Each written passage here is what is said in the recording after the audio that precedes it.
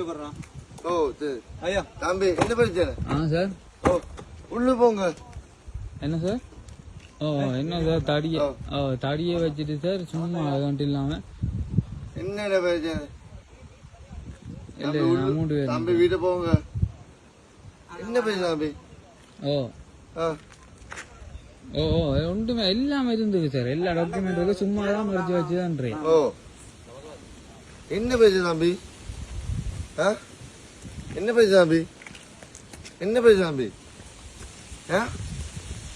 என்ன பிரச்சனை தம்பி? நீ போ சார்.